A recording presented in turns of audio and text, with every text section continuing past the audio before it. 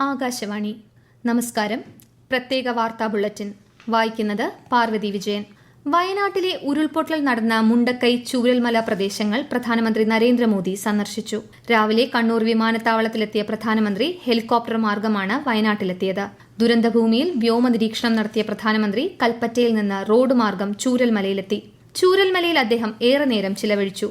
ഉരുൾപൊട്ടലിൽ തകർന്ന വെള്ളാർമല GVHS സ്കൂളും വീടുകളും പ്രധാനമന്ത്രി കണ്ടു. വെള്ളാർമല സ്കൂളിലെ കുട്ടികളുടെ പഠനത്തെക്കുറിച്ചുൾപ്പെടെ അദ്ദേഹം ചീഫ് സെക്രട്ടറി ഡോക്ടർ വി വേണുവിൽ നിന്ന് ചോദിച്ചറിഞ്ഞു. തുടർന്ന് ബെയ്ലി പാലത്തിലെത്തിയ പ്രധാനമന്ത്രി രക്ഷാദൌത്യത്തിൽ പങ്കാളികളായ ഉദ്യോഗസ്ഥരുമായും സംസാരിച്ചു. ദുരന്തത്തിന്റെ വ്യാപ്തിയും നാടിന്റെ വേദനയും നേരിട്ടറിഞ്ഞാണ് പ്രധാനമന്ത്രി ചൂരൽമലയിൽ നിന്ന് മേപ്പാടിയിലേക്ക് പോയത്. മേപ്പാടി സെന്റ് ജോസഫ് സ്കൂളിലെ ദുരിതാശ്വാസ ക്യാമ്പ് ശ്രീ മോദി സന്ദർശിച്ചു. ക്യാമ്പുകളിൽ കഴിയുന്നവരുടെ പ്രതിനിധികളായ 9 പേരുമായി കൂടിക്കാഴ്ച നടത്തി. 25 മിനിറ്റോളം അദ്ദേഹം ക്യാമ്പിൽ ചിലവഴിച്ചു. തുടർന്ന് മേപ്പാടിയിലെ വിംസ് ആശുപത്രിയിലെത്തിയ പ്രധാനമന്ത്രി ചികിത്സയിൽ കഴിയുന്നവരെ ആശ്വസിപ്പിച്ചു.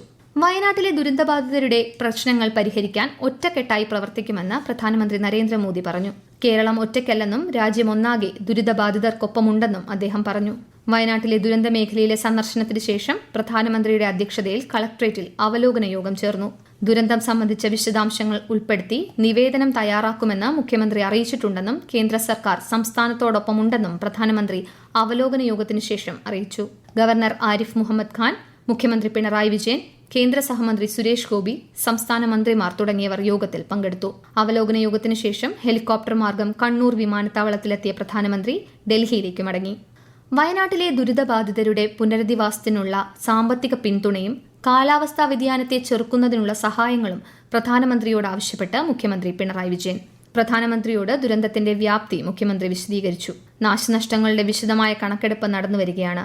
വിശദമായ നിവേദനം സംസ്ഥാനം കേന്ദ്ര സർക്കാരിന് സമർപ്പിക്കുമെന്നും മുഖ്യമന്ത്രി വ്യക്തമാക്കി. കേരളത്തിൽ ചൊവ്വാഴ്ച വരെ ഒറ്റപ്പെട്ട ഇടങ്ങളിൽ ശക്തമായ മഴയ്ക്ക് സാധ്യതയെന്ന് കേന്ദ്ര കാലാവസ്ഥാ വകുപ്പ്. പാലക്കാട്, മലപ്പുറം ജില്ലകളിൽ നാളെ ഓറഞ്ച് ജാഗ്രതാ നിർദ്ദേശവും ഇടുക്കി, കോഴിക്കോട്, വയനാട് ജില്ലകളിൽ മഞ്ഞ ജാഗ്രതാ നിർദ്ദേശവും പ്രഖ്യാപിച്ചു. തെക്കൻ കേരള, ലക്ഷദ്വീപ് തീരങ്ങളിൽ ബുധനാഴ്ച വരെ മത്സ്യബന്ധനത്തിന് പോകരുതെന്നും മുന്നറിയിപ്പുണ്ട്.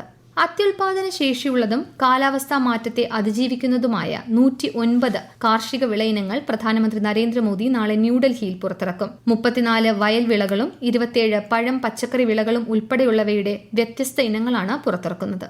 ഇന്ത്യയിലെയും മാൽദീവ്സിലെയും ജനങ്ങളുടെ അഭിവൃദ്ധിക്കായി ഇരു രാജ്യങ്ങളും തമ്മിലുള്ള ബന്ധം ദൃഢമാക്കാൻ ഇന്ത്യ പ്രതിജ്ഞാബദ്ധമാണെന്ന് വിദേശകാര്യമന്ത്രി S. ജയശങ്കർ. മാൽദീവ്സ് പ്രസിഡന്റ് മുഹമ്മദ് മെയ്സുവുമായി നടത്തിയ കൂടിക്കാഴ്ചയ്ക്ക് ശേഷം സമൂഹ മാധ്യമത്തിലാണ് അദ്ദേഹം ഇക്കാര്യം കുറിച്ചത്. കേന്ദ്ര ധനമന്ത്രി നിർമ്മല സീതാരാമന്റെ അധ്യക്ഷതയിൽ റിസർവ് ബാങ്ക് ഡയറക്ടർ ബോർഡ് യോഗം ന്യൂഡൽഹിയിൽ ചേർന്നു. ബാങ്കുകൾ അടിസ്ഥാന പ്രവർത്തന മേഖലകളിൽ ശ്രദ്ധ കേന്ദ്രീകരിക്കേണ്ടതിന്റെ പ്രാധാന്യത്തിന് ധനമന്ത്രി ഊന്നൽ നൽകി.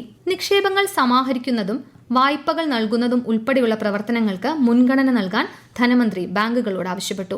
ജമ്മു കാശ്മീരിലെ അനന്ത്നാഗ് ജില്ലയിൽ ഭീകരരും സുരക്ഷാ സേനയുമായി നടന്ന ഏറ്റുമുട്ടലിൽ 2 ജവാന്മാർ വീരമൃത്യു വരിച്ചതായി റിപ്പോർട്ട്. ഗാഗർ മാണ്ഡു പ്രദേശത്ത് സംയുക്ത സുരക്ഷാ സേന തിരച്ചിൽ നടത്തുന്നതിനിടെയാണ് ഏറ്റുമുട്ടൽ ആരംഭിച്ചത്.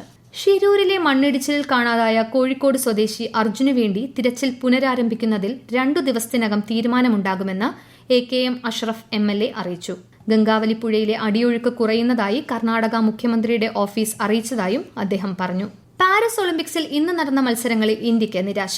വനിതകളുടെ 76 കിലോ ഫ്രീ സ്റ്റൈൽ ഗുസ്തിയിൽ ഇന്ത്യയുടെ റീതിക ഹൂഡ ക്വാർട്ടർ ഫൈനലിൽ പുറത്തായി. വനിതകളുടെ വ്യക്തിഗത ഗോൾഫിൽ അദിതി അശോകിന്റെയും ദീക്ഷ ഠാക്കറിന്റെയും മെഡൽ സാധ്യത മങ്ങി. മെഡൽ പട്ടികയിൽ 36 സ്വർണവുമായി ചൈനയാണ് നിലവിൽ 1-ാം സ്ഥാനത്ത്. 33 സ്വർണവുമായി അമേരിക്ക 2-ാമതും 18 സ്വർണവുമായി ഓസ്ട്രേലിയ 3-ാം സ്ഥാനത്തുമാണ്. 1 വെള്ളിയും 5 വെങ്കലവുമായി ഇന്ത്യ 69-ാം സ്ഥാനത്താണ്.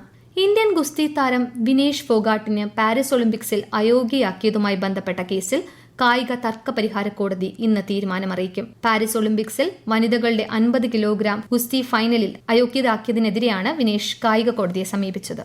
പ്രത്യേക വാർത്താ ബുള്ളറ്റിൻ കഴിഞ്ഞു. അടുത്ത വാർത്താ പ്രക്ഷേപണം നാളെ രാവിലെ 6:45-ന്.